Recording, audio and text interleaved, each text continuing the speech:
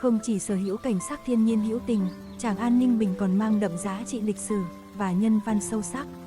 Với vị trí địa lý thuận lợi, gần thủ đô Hà Nội, Tràng An đã và đang là một trong những điểm du lịch văn hóa, tâm linh được yêu thích nhất với các tín đồ xê dịch. Bạn có thể lựa chọn du lịch Tràng An trong ngày hoặc ngủ lại qua đêm để có thể khám phá thêm nhiều điểm đến hấp dẫn tại Ninh Bình. Nếu bạn chưa biết bắt đầu chuyến du lịch Tràng An Ninh Bình của mình từ đâu, thì hãy cùng Driving 4K khám phá những thông tin thú vị về điểm đến này, cũng như hướng dẫn di chuyển và kinh nghiệm chọn tuyến đò có view đẹp nhất nhé. Khu du lịch Tràng An là một quần thể núi đá vôi, hang động, đầm phá với phong cảnh thiên nhiên tuyệt đẹp.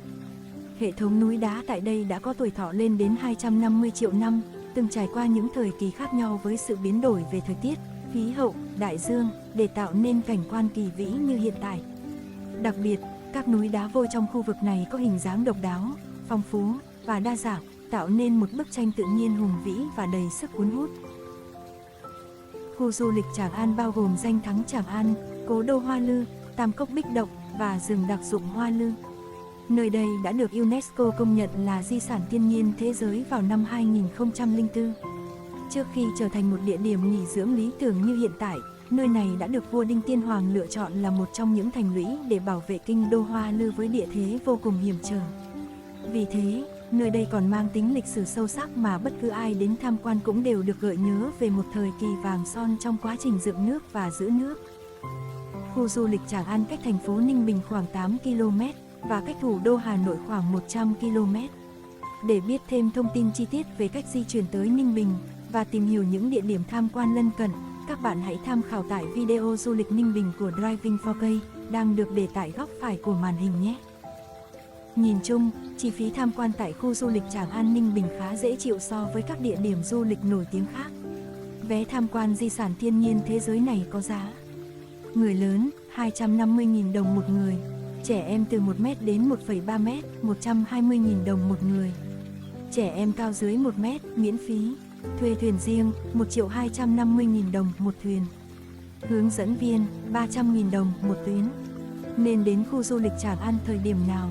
Mỗi mùa xuân hạ thu đông, Tràng An lại khoác lên mình một tấm áo mới. Vậy nên, Tràng An mùa nào cũng đẹp, nhưng mỗi mùa lại mang một nét đặc sắc riêng. Nếu bạn đi du lịch Ninh Bình vào mùa xuân, từ tháng 1 đến tháng 3 thì không khí sẽ hơi se lạnh, ít mưa nên rất thuận lợi để vãn cảnh và chụp ảnh. Đặc biệt, mùa xuân cũng là mùa lễ hội, vì thế, bạn có thể tham gia vào một số lễ lớn như lễ hội chùa Bái Đính, lễ hội Đền La, lễ hội cố đô Hoa Lư. Từ tháng 4 đến tháng 6 là khoảng thời gian dành cho những ai yêu thích sự yên tĩnh. Trong khoảng thời gian này, các lễ hội đã vơi dần đi, không còn đông đúc như mùa xuân nữa, nên không khí trở nên yên bình hơn. Tuy nhiên, đây lại là thời điểm nắng nóng nhất trong năm, nên bạn hãy trang bị đầy đủ các biện pháp chống nắng cho mình trước khi đến Tràng An nhé. Nếu bạn là người yêu thích hoa thì nên du lịch Tràng An Ninh Bình vào tháng 7 đến tháng 9. Đây là mùa hoa sen, hoa súng bắt đầu bung nở tạo nên một cảnh sắc đẹp khó cưỡng. Mặc dù vậy, thời tiết lúc này sẽ hơi khó chịu một chút vì thường xuyên có mưa bão trên diện rộng. Do đó, bạn cần chú ý theo dõi thông tin dự báo thời tiết để có sự chuẩn bị tốt nhất. Từ tháng 10 đến tháng 12 là khoảng thời gian nhiều du khách lựa chọn đến cố đô để sống ảo. Tuy nhiên, bạn cũng cần mang theo áo ấm bởi thời tiết Ninh Bình mùa này khá lạnh. Du lịch Tràng An nên chọn tuyến đò nào đẹp nhất là câu hỏi được du khách đưa ra nhiều nhất mỗi khi tới nơi này. Địa hình Tràng An đa phần là sông nước, nên phương tiện di chuyển chủ yếu là thuyền. Hiện tại, khu du lịch Tràng An đang phục vụ du khách với 3 tuyến cố định như sau. Tuyến số 1 sẽ đưa quý khách đi tham quan 3 điểm tâm linh và 9 hang động theo một vòng tròn khép kín. Để khám phá hang kỳ đá lạ và tìm hiểu về lịch sử của triều đại nhà Đinh qua các di tích và truyền thuyết về hang nấu rượu, đền Trình, Phủ Khống, đặc biệt là đền Trần, trái tim của di sản văn hóa và thiên nhiên thế giới. Hành trình tuyến 1, bến thuyền, đền Trình, hang tối, hang sáng, hang nấu rượu, đền Trần, hang Ba Giọt, hang Seo, hang Sơn Dương, Phủ Khống, chùa Báo Hiếu, hang Khống, hang Trần, hang Quy Hậu, quay về bến thuyền. Thời gian khoảng 3,5 tiếng tới 4,5 tiếng, tùy thuộc vào thời gian du khách ở lại trên các điểm dừng chân. Tuyến du lịch số 2 với 4 hang động và 3 điểm tâm linh. Từ đó ngược dòng thời gian tìm hiểu về lịch sử của triều đại nhà Trần tại hành cung Vũ Lâm. Cuối cùng sẽ đi qua nơi được làm bối cảnh trong bộ phim nổi tiếng thế giới, Công, Skull Island. Từ tháng 7 năm 2019, quý khách sẽ không dừng chân trên đảo này mà chỉ đi qua. Hành trình tuyến 2, bến thuyền, hang Nấm, hang Vạo, hang Thánh Trượt, đền Suối Tiên, hang Đại, hành cung Vũ Lâm, quay về bến thuyền. Thời gian khoảng 2,5 tới 3 tiếng. Tuyến đỏ số 3 là tuyến mới nhất, được đưa vào hoạt động vào cuối năm 2017, sở hữu hang động dài nhất và tất cả những khu sinh thái cùng loại khác trong Ninh Bình. Du khách sẽ ngỡ ngàng trước hệ thống nhũ đá của hang Mây, kéo dài hơn 1.000 mét mà người mẹ thiên nhiên đã gọt giũa qua hàng triệu năm. Sau đó, du khách tìm về với di tích lịch sử đền Suối Tiên để khám phá về cội nguồn với vị thánh Quý Minh Đại Vương. Hành trình tuyến 3, bến thuyền, đền Trình, hang Mây, đền Suối Tiên, hang Điện Linh, hang Đại, hành cung Vũ Lâm, quay về bến thuyền. Thời gian từ 3 tới 3,5 tiếng. Theo chia sẻ của các cô chú chèo thuyền, tại khu du lịch Tràng An, tuyến số 3 là tuyến đẹp nhất, được nhiều du khách trẻ tuổi và du khách nước ngoài lựa chọn nhất. Vì trong hành trình này, du khách được đi qua các địa điểm check-in vô cùng nổi tiếng của danh thắng Tràng An, hứa hẹn sẽ giúp bạn có những bức ảnh nhìn like. Ngoài ra, trên đường về thì tuyến 3 cũng sẽ đi qua một số điểm của tuyến 2 nữa. Còn với những du khách lớn tuổi, tuyến số 1 sẽ là lựa chọn hàng đầu. Trong hành trình này, thuyền sẽ đưa du khách tới những địa điểm tâm linh linh thiêng nhất di sản Tràng An. Vậy nên mặc gì khi du lịch Tràng An Ninh Bình để có những bức hình tuyệt nhất cũng là điều quan trọng không kém.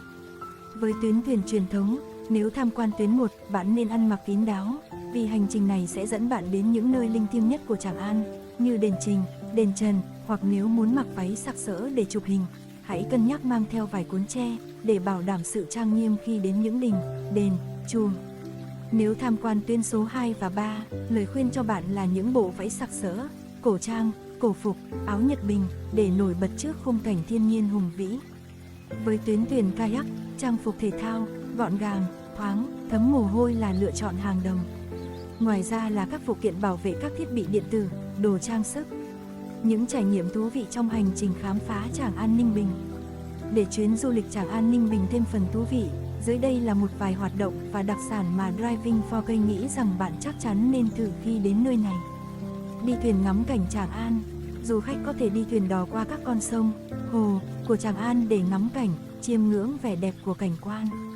Trong suốt hành trình, du khách sẽ được chiêm ngưỡng các hang động, thung lũng, suối, ao hồ, núi đá vôi, các di tích lịch sử, kiến trúc độc đáo.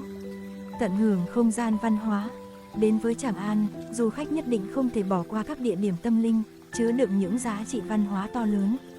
Đó là các đền thờ, tọa lạc ngay tại trung tâm khu du lịch sinh thái như đền Trình, đền Trần Ninh Bình, đền Tứ Trụ, đền Cao Sơn, đền Suối Tiên, hành cung Vũ Lâm, Phủ Khống.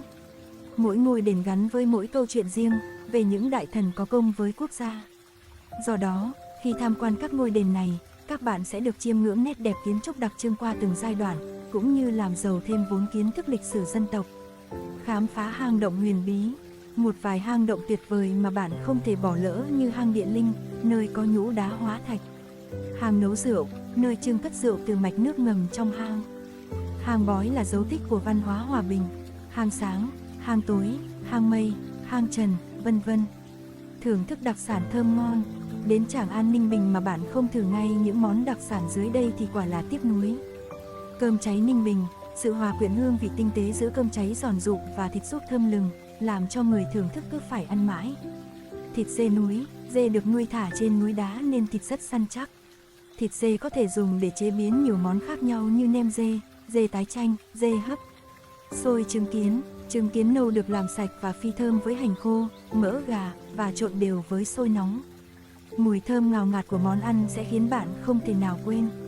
Miến lươn không phải là một món quá xa lạ nhưng cách chế biến đặc trưng của vùng đất này sẽ làm bạn mê mẩn.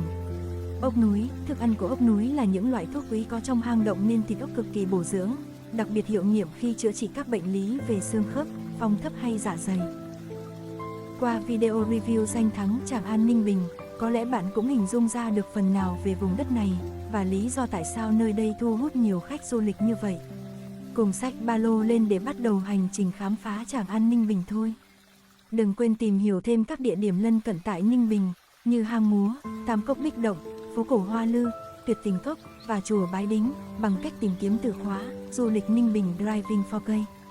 Và giờ thì hãy cùng Driving 4K ngắm nhìn chốn tiên cảnh bồng lai này nhé.